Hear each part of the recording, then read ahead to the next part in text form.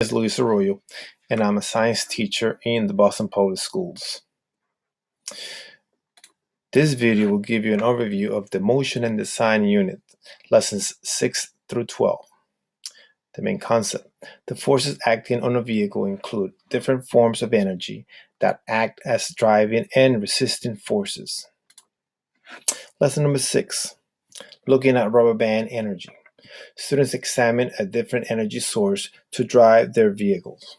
Now, in the last few lessons, the students use a falling weight system to move their vehicles. Now they move away from that.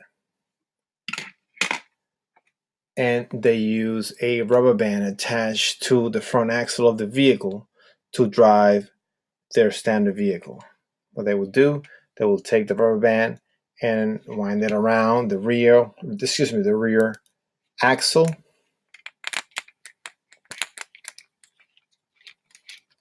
like this, and that will propel the vehicle forward or backwards. This is a picture that will give you an idea as to how to set up the rubber bands. There are two types of rubber bands in the kit. These are the skinny rubber bands that we will use for this particular part of the unit. The thicker rubber bands will be used later on when we build the propeller-driven vehicle. The two handouts for this for this lesson, record sheet 6A and 6AB, are found at the end of the the teacher's guide.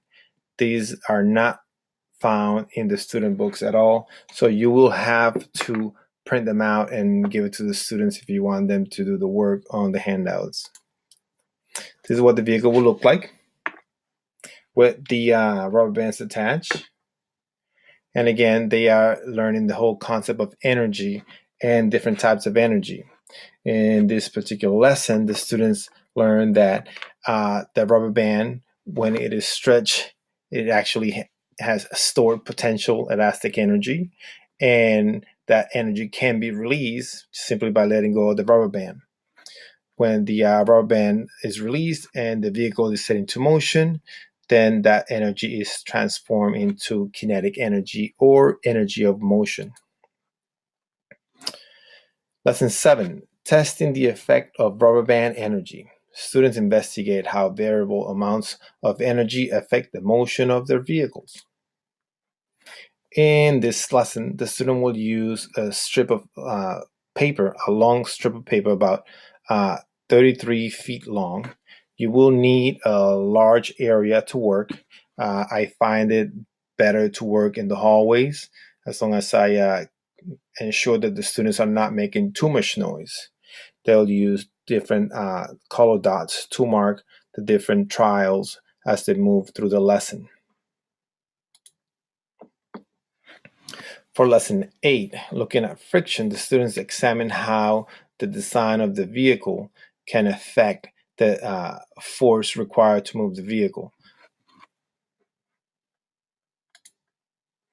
These are the two handouts that are located again at the end of the unit, a teacher's guide for the students to work with.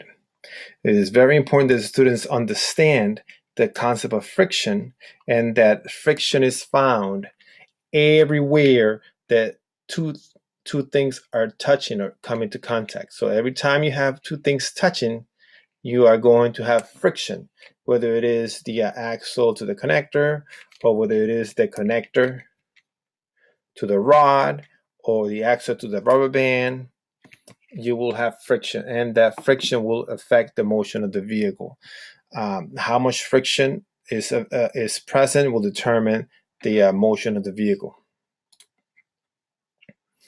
This handout is the common writing assignment from the department, and you can find this handout at the BPS Science Weebly.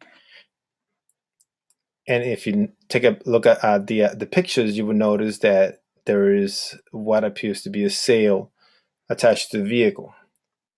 Lessons 9 and 10 are the lessons that deal with the sail attached to the vehicles. Designing and building a vehicle with the sail, lesson 9. Students adapt their vehicle to hold the sail and discuss how its motion might be affected. So in lesson number 9, the students added different pieces, more pieces to the vehicles so that they can attach a sail, making their vehicle unique. And in lesson number 10, the students actually have the opportunity to test their vehicles with the sail to see how having a sail on a vehicle affects the motion of the vehicle. In lesson 11, the students move away from this vehicle and then they start building the last vehicle of the unit. They build a propeller-driven vehicle. Notice the preparation for this vehicle. You have the thicker rubber bands attached to the propeller and the reel of the vehicle.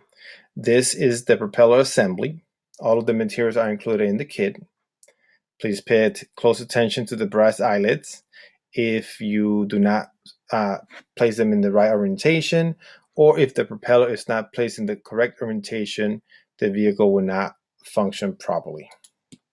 These are the design. This is the technical drawing for the propeller vehicle. Notice the additional front view, which was not present on the standard vehicle technical drawing in lesson number 2. You have the top view, you have the side view, and the front view. This is challenging. This might take the students 2 class periods. One strategy I use with my students, I have them color all of the pieces before they start building, and that seems to help. Once they're done building their propeller driven vehicle, they will have an opportunity to test it out on the floor and run different activities with it. So I hope you find these videos helpful. If you have any questions about the content of these videos or about implementing this unit in your classroom, please feel free to give me, email me. My email is larroyo2@bostonpublicschools.org. And it's been great talking to you. Thank you.